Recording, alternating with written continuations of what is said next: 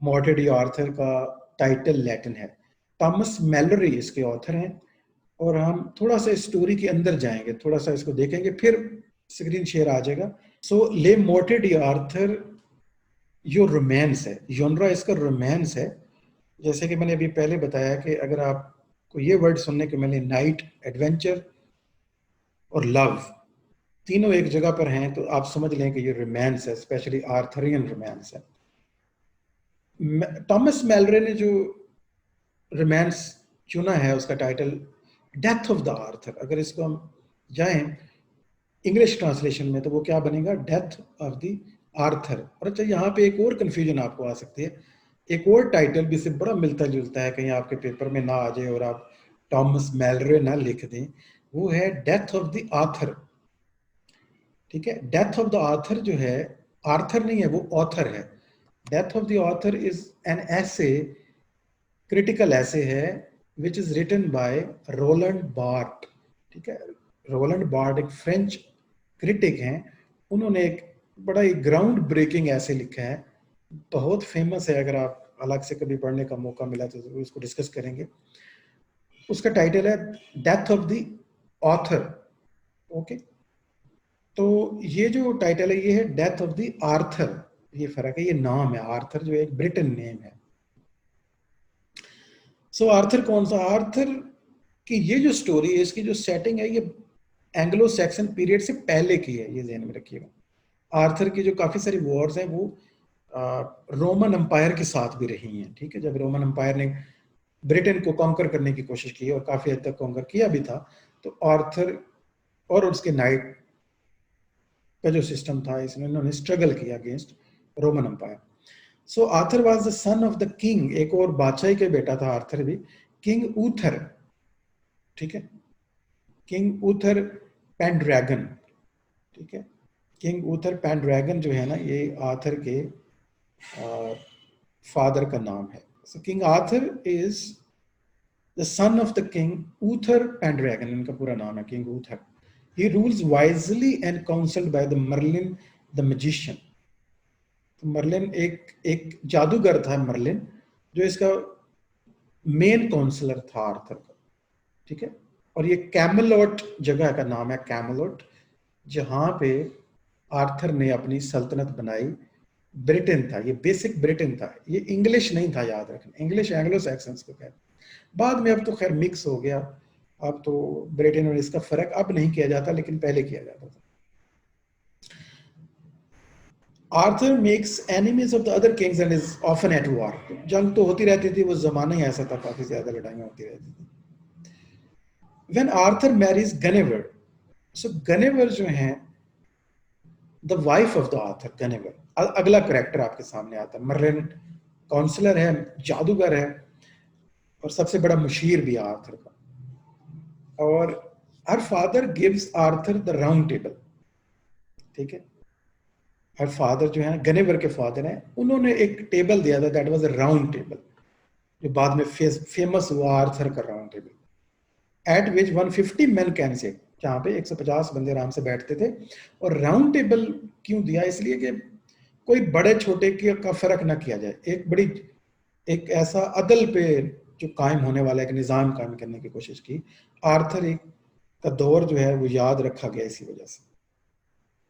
Guinevere, who is often present at the convening of the round table, acts as a moral compass for the knights, rewarding knights who behave well and chastising those who choose poorly. तो गैनेवर हमेशा ही वो round table की meetings में ये मौजूद रहा करती थी। Soon after, Lancelot, another character, एक नाइट है Lancelot, establishes himself as the greatest knight in all the world by his virtue, loyalty and bravery. तो एक बड़ा ही नुमाया होकर सामने आता है। ठीक है, आर्थर की शादी हो चुकी है, राउंड टेबल आ चुका है, गनेवर आ चुकी हैं, जो डेफिनेटली खूबसूरत होंगी, क्वीन होंगी, और एक और नाइट सामने आता है जो बहुत ही लॉयल है, वर्चुअस है, ब्रेव है, सामने आता है उभर के। Lancelot who is in love with and completely loyal to the Guinevere, और गनेवर और उसके दरमियान जो है ना एक अफेयर स्टार्ट हो जाता है। मेन चीज यहाँ पे ये है, गनेवर से उसे लव हो जाता है और गनेवर वो भी शायद उसे लव हो जाता है, राइड्स। लेकिन what happen next, one day he rides in search of adventure, जैसे कि एडवेंचर एक खूबी है इस तरह की स्टोरी की। He kills a dragon, seizes the grail. अब होली ग्रेल को हमेशा ही तलाश करते हैं ये। अब होली ग्रेल का जब तज़किरा आता है तो यहाँ पे क्रिश्चियन जो सेंस है ना, ऑथर्स ने, लेटर जो ऑथर हैं उन्होंने इस स्टोरी में क्रिश्चियन एलिमेंट डाल दिया। ठीक है, ग्रेल वो कप था जिसमें क्राइस्ट ने आखिरी बार जो है वो वाइन ली थी, आखिरी दफा जो है खाना खाया साथ वाइन ली थी। या इस कप में बाद में जब उनको क्रूसीफाई किया गया तो उनका ब्लड जो है वो इसमें संभाला गया था, कुछ जो गिरा था इसके अंदर।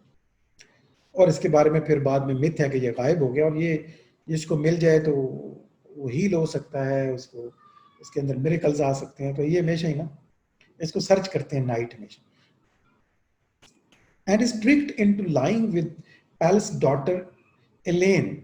अब इलेन जो है जंगलों में जब ये एडवेंचर कर रहा होता है तो एक और करेक्टर हमारे सामने आते हैं, इलेन।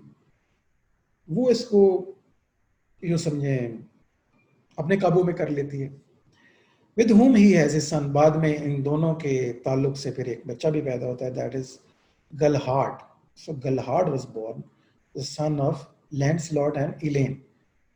अब Guinevere upon hearing of the affair, लेकिन अभी थोड़ा और पीछे जाते हैं, तो जब गनेवर को पता चलता है इस एक और अफेयर के बारे में लैंसलॉट के, Lancelot banished from the court, उसे वहां से डेफिनेटली निकाल दिया जाएगा।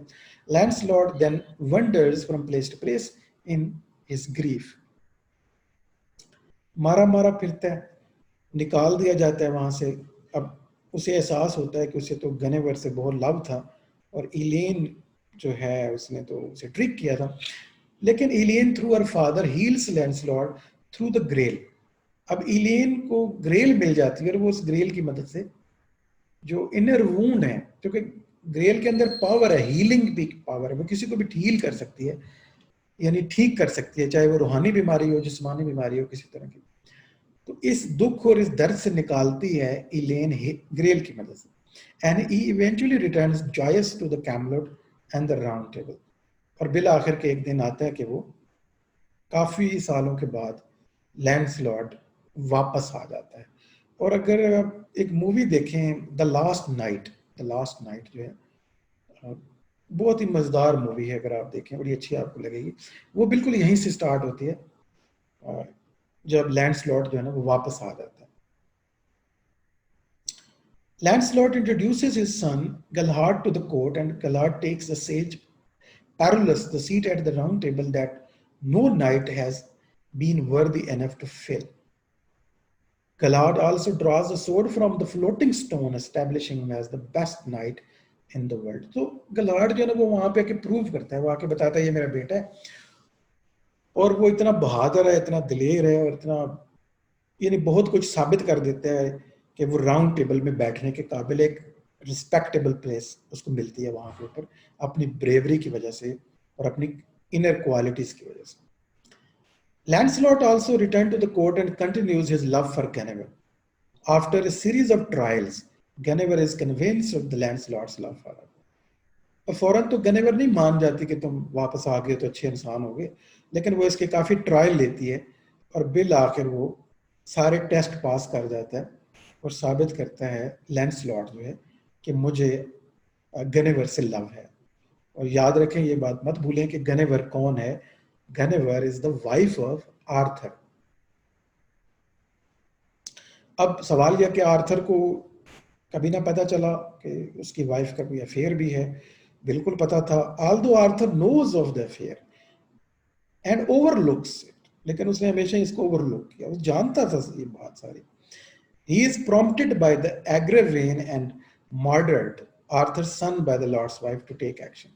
Finally, जब बहुत ज्यादा इनका अफेयर ओपन हो जाता है तो बिल आखिर जो है वो आर्थर की और भी वाइफ्स हैं, सिर्फ गनेवर नहीं है। तो दूसरी देवी से जो आर्थर की औलाद है, एग्रेवेन एंड मर्डर्ड जो है, स्पेशली मर्डर जो बड़ा इंपॉर्टेंट कैरेक्टर है, मर्डर्ड, वो कहता है कि सजा दी जाए गनेवर को। वो जेलस भी हैं थोड़े से, उनकी ये सुतेली माँ बनती है।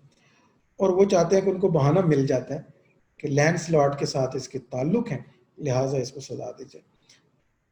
तो आर्थर अपने तौर पे जब इसे पता था तो वो सजा नहीं देता। आल्दो इसके पीछे भी ढेर सारी रीजन है, वो लैंसलॉट की काबिलियतें भी हैं, जंगें भी चल रही होती हैं और लैंसलॉट के बगैर उसके लिए जंग जीतना पॉसिबल नहीं है, तो अदर बहुत सारी मजबूरी होती हैं। Guinevere is sentence to be burned at the stake. लेकिन जब बात बहुत ओपन हो जाती है तो गनेवर को जिंदा जो है ना वो जलाने की सजा मिलती है, इसको जला दिया जाए, बांध के ना आग लगा दीजिए नीचे। और लेकिन Lancelot rescues her and takes her to the castle Joyous Gard. वो बचा लेता है इसको। कौन? एंड टाइम पे पहुंच आता है लैंसलॉट, एक नाइट हीरो के तौर पे आता है और गनेवर को बचा लेता है। But in the battle Lancelot kills Gareth, एक और इम्पोर्टेंट कैरेक्टर, गैरेथ को ये मार देते हैं, क्योंकि जब बचाने के लिए आता है तो गैरेथ ही उस वक्त आया होता है, who are at the execution but unarmed, unarmed होता है। लेकिन इस बचाव की लड़ाई में गैरेथ मारा जाता है। लेकिन गैरेथ बड़ा इंपॉर्टेंट है। कौन है गैरेथ आखिर, ये अभी आप पता चलेगा। Lancelot returns गनेवर to Arthur.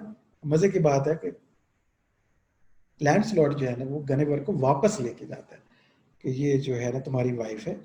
और but Lancelot is banished along with his followers. लेकिन उसे कहा जाता है कि तुम ठीक है, मैं गनेवर को माफ कर देता हूँ कि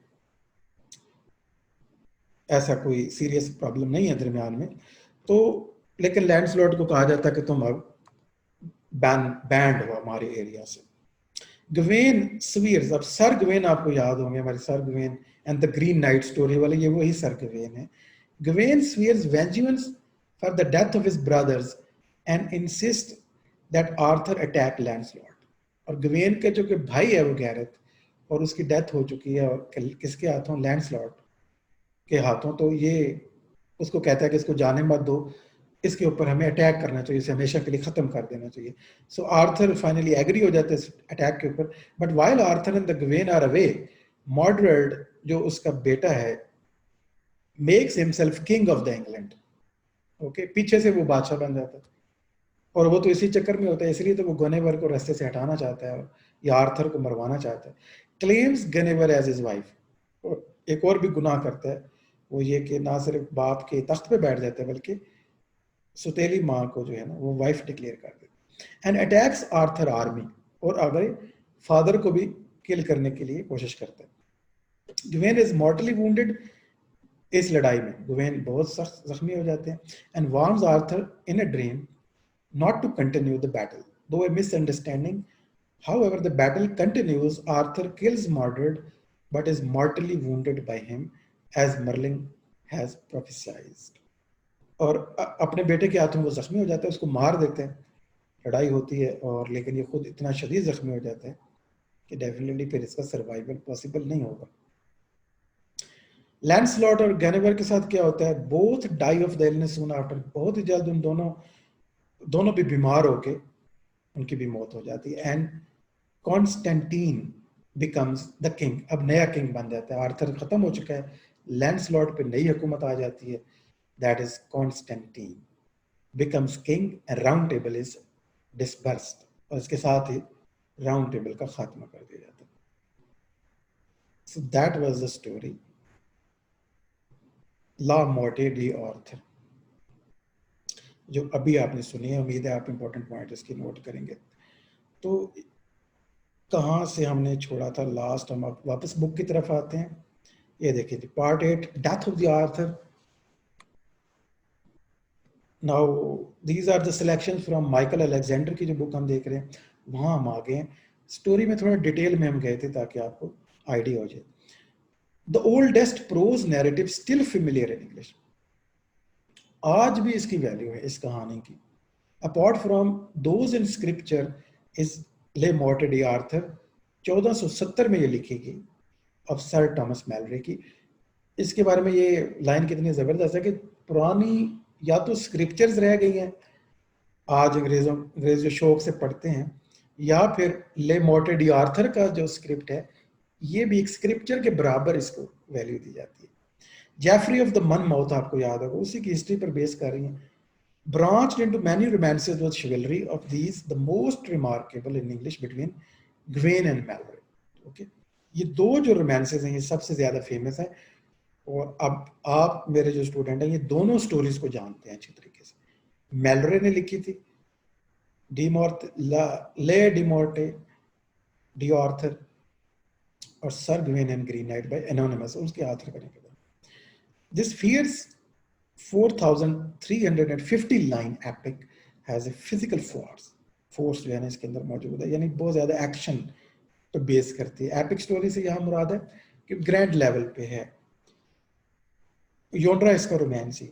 remember to differentiate between the death of the author, ठीक है, death of the author by the Roland Barthes, ये मैंने अभी थोड़ी देर पहले आपको ये बताया। इन दोनों के टाइटल में हल्का सा फर्क है, आर्थर और ऑथर, ये ध्यान में रखिएगा। The author of the le मोर्टे d' Arthur tells us that he is a Sir Thomas Malory and is writing in prison। कहानी में ये शुरू में मौजूद है उसका अपना बायोग्राफिकल बैकग्राउंड कि वो प्रिजन के अंदर बैठ के ये बंदा लिख रहा है। अब आपको आइडिया हो जाएगा कि राउंड टेबल की डिस्पर्स करना और डेथ ऑफ द आर्थर पे क्यों गया है ये, ठीक है, ट्रेजेडी की तरफ चला गया। Who is in 1440 was charged with the crimes of the violence and spent most of the 1450s in jail, escaping twice. This was in the Wars of the Roses between Lancastrian and Yorkist claimant to the throne। ये वही ज़माना है, और 2 दफ़ा से jail में ये निकलता है, लेकिन बार बार शायद इसके हालात ऐसे हैं इसको कुछ साजिशों में फंसा दिया जाता है, यानी पर्सनल लाइफ के बारे में हमें पता चल रहा है मैलरे की। In 1468 he was jailed again on charges of the plotting against Edward IV। He tells us he finished his book in 1469 and he died in 1471। 2 साल बाद बुक खत्म करने के इसकी डेथ हो जाती है। लेकिन आप देखें कि अगर मैलरे ये बुक ना लिखता तो इसका नाम जो है आज हमें पता भी ना होता। इन 1485 विलियम कैक्सटन, आपको पता है वो फर्स्ट बंदा जो प्रिंटिंग प्रेस इंग्लैंड में लेके आया था, printed le मोर्टे d' Arthur editing it into 21 books, यानी चैप्टर्स उसके सब बनाए इसने। 1485 में ये बाकायदा से प्रिंट होती है। Malory acknowledges the French prose books on which he draws but not his English verse sources. उसमें ये जिक्र नहीं करता मैलरे अपनी बुक के अंदर, फ्रेंच की स्टोरीज का जिक्र तो करता है जहां से उसने ये आइडिया लिया या इंस्पिरेशन ली। He is the first prose close enough to the modern English to be read with। शायद मे बी इट इज लिखना चाहिए, it is the first prose जो मॉडर्न इंग्लिश के बिल्कुल क्लोज है। इसी वजह से आज भी आसानी से इसके टेक्स्ट को पढ़ा जा सकता है। And Morte is the first great work of the English pros fiction. तो हम इसको कह सकते हैं प्रोज फिक्शन में जो पहला ग्रेटेस्ट वर्क है वो ले मोर्टे डी आर्थर है। He writes with the directness and confidence of the practiced storytelling। His straightforward narration creates the chivalric world and its conflicting loyalties। The imprisoned author ends the Morde with the breakup of the Round Table and the death of the author। ठीक है, तो उसका अपना जो experience है वो jail के अंदर मौजूद है, और उसकी सैडनेस, उसकी नेगेटिविटी या उसका लाइफ का जो पैसिमिस्टिक अप्रोच है उससे आप आइडिया लगा लें कि उसने अपने रोमांस का एंड जो है destruction, breakup of round table से किया, ऑथर की डेथ करवा दी इसके अंदर। लेकिन ये ज्यादा रियलिस्टिक, पैसिमिस्टिक लेकिन ज्यादा रियलिस्टिक स्टोरी थी, इसलिए ज्यादा फेमस हुई। In the feud that follows the discovery of his adulterous love for Guinevere, Lancelot kills Gareth, Gawain's brother, जैसे कि अभी हमने स्टोरी देखी, and leaves the round table for his native France। Gawain with Arthur, his uncle, seeks vengeance on Lancelot, and in their absence, the traitor Mordred claims the throne, जैसे कि अभी हमने देखा। Without Lancelot, Arthur loses। The close with the death of the Arthur, Lancelot and the Guinevere is full of mistrust and regret। Malory gave the ramifying Arthurian story its classic form। Okay, उससे पहले romances तो लिखी जा रही थी, लेकिन आला पाए की का जो वर्क है वो पहली बार हम देखते हैं कि इसने इसके लेवल को बढ़ा दिया, इंग्लिश के स्टैंडर्ड को भी खास तौर पे उठाया। जो प्रोज और फिक्शन का वर्क है वो स्टार्ट होता है यहाँ से। आल्दो प्रॉपर नॉवल तो बहुत बाद में लिखा जाएगा, अभी उतना तो लाइफ के ये करीब नहीं है जहाँ नॉवल की डेफिनेशन आती है। So many men say that there is written upon Arthur, Arthur की टूम पर कहते हैं कुछ लोग कि ये लिखा हुआ है, here lies Arthur the ones and the future king. So King Arthur was said to coordinate great spiritual expectation to search for the enigmatic relic. Legends hold that the Grail had the power to heal all wounds, deliver eternal youth and grant everlasting happiness. इसके अंदर जो ग्रेल का जिक्र आया तो उसकी थोड़ी detail है। इसको सर्च इसलिए किया जाता है कि इससे एवरलास्टिंग, एटर्नल यूथ, ये चीजें कुछ मिथ्स एसोसिएटेड है, हीलिंग पावर है उसके अंदर। So next topic, that was the story. हमने इतना टाइम इसलिए इस पर लगाया कि आपके ज़हनों में ये बैठ जाए कि इसका बैकग्राउंड क्या है। इस आथर जो मैलरे हैं उनकी अपनी लाइफ के बारे में थोड़ी जो इन्फॉर्मेशन है बायोग्राफिकल, वो भी आपको उसका आइडिया हो जाए। अब हम नेक्स्ट टॉपिक की तरफ जाएंगे, the arrival of the printing. The status of le मोर्टे d' Arthur was much to its printing by the William Caxton. William Caxton का नाम लाजमी याद रखिएगा। तो ये पहला बंदा है, पब्लिशर है, पहला प्रिंटर है, पहला पर्सन है जो प्रिंटिंग प्रेस लेके आता है और जिससे ये सारी डेवलपमेंट आती है। An entrepreneur who learned printing in the Cologne and Burgess and set up a press near Westminster Abbey in 1476। ये डेट बड़ी इंपॉर्टेंट है, ये पहली बार जब प्रेस लगी थी।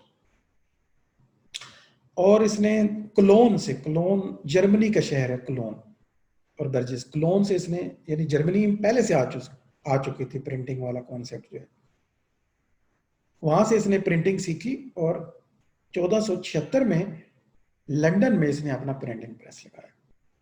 Most of the 80 books printed were religious. अपनी लाइफ टाइम में वो 80 किताबें प्रिंट की उसने, ज्यादातर मजहबी थी, but the first was is translation of the history of Troy.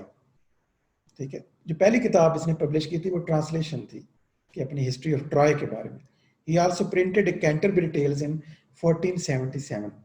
Canterbury Tales को भी इसने पब्लिश किया अपने टाइम को, का ज़ाहिर है ये मास्टरपीस था। अब हम इसमें थोड़ी सी देख लेते हैं कि स्कॉटिश जो कंट्रीब्यूशन है, जो स्कॉटिश जो ऑथर हैं, बाकी तो हमने मिडिल एज सारी देख लिए, लास्ट में कुछ ऑथर हैं जो स्कॉटलैंड से बिलोंग करते थे, उनको देखते हैं। In the late 15th century the best poetry in English came from Scotland. यानी 15th सेंचुरी के एंड की तरफ अगर हम जाएं, the kingdom united under Malcolm Canmore. Canmore ये किंगडम यूनाइट की थी। In the late 11th century had 4 tongues. तो वहां पे 4 ज़बानें बोली जा रही थी स्कॉटलैंड के अंदर, Highland Gaelic, lowland English, clerkly Latin and lordly Anglo Norman. यानी लॉर्ड्स की जो एरिस्टोक्रेट्स की ज़बान थी वो एंग्लो नॉर्मन फ्रेंच हो चुकी थी, जिसमें एंग्लो नॉर्मन, यानी नॉर्मन वाली जो फ्रेंच है और एंग्लो वाला कॉन्सेप्ट थोड़ा मिक्स हो गया था। और क्लर्क्स की लैंग्वेज तो लैटिन थी, जैसे कि ऑल ओवर इंग्लैंड था, वहां 3 ज़बानें थी, यहाँ जरा 4 थी। इनकी अपनी गैलिक भी शामिल थी, Highland Gaelic. The first Scottish literature is, अगर स्कॉटिश लिटरेचर जो पहला जो काम हमें नजर आता है दैट इज द ब्रस। ठीक है, एक वर्क है the brush bye John barber. The brush is heroic life of the Robert the Bruce. ठीक है, इसके ऊपर मैंने एक मूवी भी देखी हुई है रॉबर्ट द ब्रूस के नाम से, जो स्कॉटिश वॉरियर था जिसने अंग्रेजों के खिलाफ लड़ाई लड़ी है, जिसका ये नारा भी था, freedom is the noble thing, के नीचे आप देख सकते हैं। This book is about, the Bruce is about the Robert the Bruce, whose defeat of Edward II in 1314 made him King of Scotland. This lively chronicle has nearly 14,000 octosyllabic, the most quoted of his, जो quoted line है, freedom is a noble thing. उसके अलावा Robert हेनरिसन was a schoolmaster at Dunfermline, Fefe. His fables are his great achievement, but The Testament of the Crusade, a sequel of the Chaucer's Troilus, is his most famous work. ठीक है. उसके बाद जो हम देखते हैं रॉबर्ट हेनरीसन को, और इसका जो फेमस हुआ वर्क है वो टेस्टामेंट ऑफ क्रीसीड है, और ये सीक्वल है चौसर की जो ट्रायलस है, ट्रायलस एंड क्रीसीड, हमने उसके इनसाइड स्टोरी भी देखी थी, आपको याद होगा. तो ट्रायलस एंड क्रीसीड का ये सीक्वल है टेस्टामेंट ऑफ क्रीसीड. रॉबर्ट हेनरीसन ने लिखा, तो स्कॉटलैंड से बिलोंग करते थे. विलियम डंबर एक और देख लेते हैं, लेमेंट फॉर द मेकर्स, और मेकर्स मीन पोएट्स, एक उनका ये वर्क फेमस है. But the poem of the dumber red by the non-Scots are his hymns and lyrics of the personal complaint. उसके अलावा हमारे पास एक और आथर है, Gavin Douglas. Gavin Douglas, Bishop of Dunkeld, produced the first version of the Virgil's Aeneid in any variety of English. Douglas की जो contribution है, उन्होंने वर्जिल की जो एनीड है उसकी एक अच्छी कॉपी जो है वो प्रिपेयर की, यानी ट्रांसलेट किया उसको इंग्लिश के अंदर. तो ये जो है हमारा यहाँ पे आके मिडल एज जो है वो तमाम होती है. गैविन डॉगलस ने क्या किया, ट्रांसलेट किया है वर्जिल की एनीड को इंग्लिश के अंदर. विलियम डंबर ने लिखी हैं हिम्स और लिरिक्स लिखी हैं, और लेमेंट फॉर द मेकर्स लिखी है. रॉबर्ट हेनरीसन ने सीक्वल लिखा है टेस्टामेंट ऑफ क्रीसीड के नाम से, चौसर की कहानी का. और ब्रस जो है रॉबर्ट द ब्रूस के बारे में तारीख लिखी है जॉन बार्बर ने, और ये भी स्कॉटिश जो है वो पोइट्री और स्कॉटिश जो है राइटिंग है, इनका कंट्रीब्यूशन. उसके अलावा आज हमने प्रिंटिंग प्रेस कब आई और कितनी किताबें लिखी विलियम कैक्सटन ने पब्लिश की हैं, वो हमने देखी. और डेथ ऑफ द आथर की स्टोरी आज हमने देखी है. तो ये 8th पार्ट के साथ ही हमारा मिडिल एज भी आज खत्म हो जाता है. अब हम इसके बाद जाएंगे रेनेसां की तरफ, जो शायद हिस्ट्री ऑफ इंग्लिश लिटरेचर में सबसे ज़्यादा अहम एज है.